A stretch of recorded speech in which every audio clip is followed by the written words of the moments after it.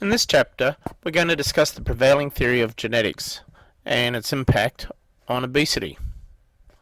You would have heard it in the media, pushed forward by doctors, and in various magazines, etc., relating to health, that the primary cause of obesity and excess weight is genetics. There's a lot of evidence to support this theory as well. We shouldn't discount it out of hand. In fact, when the Americans first liberated Auschwitz, what they discovered was not only the very publicised large number of starving inmates in the concentration camps, but quite a few people that were also very obese in spite of the incredible deprivation in food.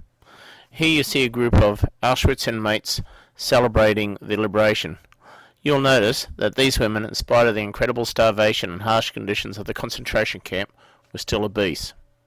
This has led to the theory, as it's described in the research, as the Auschwitz paradox. Why, in spite of the extreme starvation, were these people still obese? Well, the number one theory, of course, is that it was genetic. The genetic theory has received even greater support with a concept that's been identified as the Ethiopian paradox. That is, when camera crews go to Ethiopia for one of the many famines, not only do they see large numbers of starving Africans like this poor man here, which you may have seen on the various charity ads, but also they find several obese people. And here you see one of these Africans who actually suffers the obese gene, and he's actually volunteered and come along with the United Nations to do research to discover why he actually has this challenge. What they hope is they can identify the gene and implant it in other Ethiopians, so in future when they have famines, they don't starve, as this man obviously isn't. As in most areas of scientific research, there are people who argue that other theories are more relevant.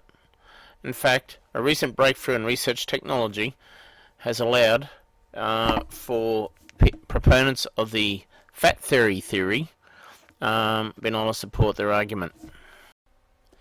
It is argued by proponents of the fat fairy theory that the idea that the current obesity epidemic is caused by genetics is somewhat wishful thinking. They argue that why, if in 1983 was the average percent body fat of an Australian woman, for example, 22%, and then by 2003, 36%, and why today are 8 out of 10 men considered overweight or obese, and why has the male obesity rate in the Australian school system doubled in just 5 years? We couldn't have really had that kind of massive change in our genetic makeup.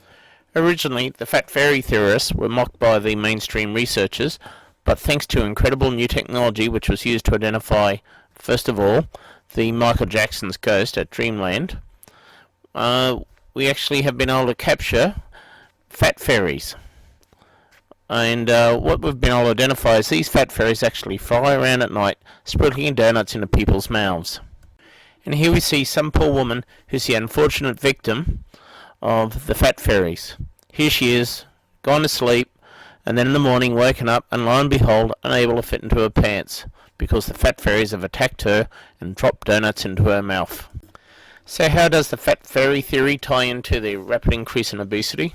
Well, very simple. Because of global warming, it's thought that what's actually happened is that the stratosphere is heated up, and fairies of course breed up in the clouds, and because of the warmer temperatures up there, they're breeding a lot faster, and because they eat fairy dust, which grows in cloud mass, the fairies are breeding at a much faster rate, and to amuse themselves, spending a lot more time flying down to the earth, sprinkling donuts into people's mouths. What naughty fairies they are. Another factor is considered the fact that because of the world's growing population, now there's about 6 to 11 billion people, two fairies who used to focus on going around and collecting children's teeth and leaving, say, $1 or $2, are now, because of the high population, finding a glut in the tooth market. So where before they could get a decent profit from going around paying $1 or $2 per tooth and then reselling on the market, they now can't. And as a result, they're not getting a financial reward. Here you see two tooth fairies protesting about the plummeting price of teeth on the teeth market. We have to feel sorry for these poor fairies. For centuries, these fairies have gone around giving children money for the teeth so they didn't feel so bad about losing them. So what's the government doing about this? Well, they're going out and capturing fairies and operating on them for research to see what they can do about the problem. Here you see two terrified Easter bunnies looking on as their friend, one of the fat fairies, is captured and taken away in an ambulance for research purposes. Who better than a bunny would know what terror lies in research? Oh my god, they're thinking. Let's hope he doesn't get taken to the cosmetics research labs. Of course, the fat fairy theory is as ludicrous as can be. No, I was just kidding, there aren't fat fairies. And no, the population isn't increasing because of global warming, or because tooth fairies are having a hard time on the tooth market. The whole concept is ludicrous, but then so is the concept of genetics being the cause of obesity, or diabetes, or blood pressure, or heart attacks. The cause is very simple: a change in our food supply, what we put in our mouth, what we put in our skin, what we breathe in the air, and the amount of time we spend spitting on our butt. It's that simple. So why do you hear the genetic theory pushed so much? Very simple. Food industry is a big industry. They provide advertising dollars to the media, and the media in return scratch their back. The food industry wants you fat.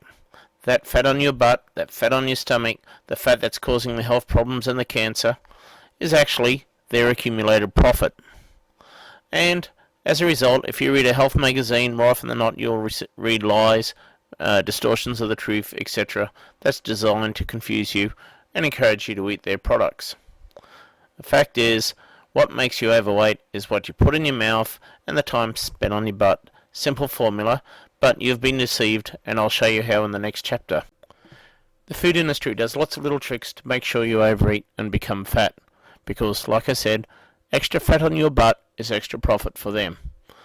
And if you believe it's genetic, then you feel you don't have control, and then keep eating their product. Stay tuned, and I'll show you exactly some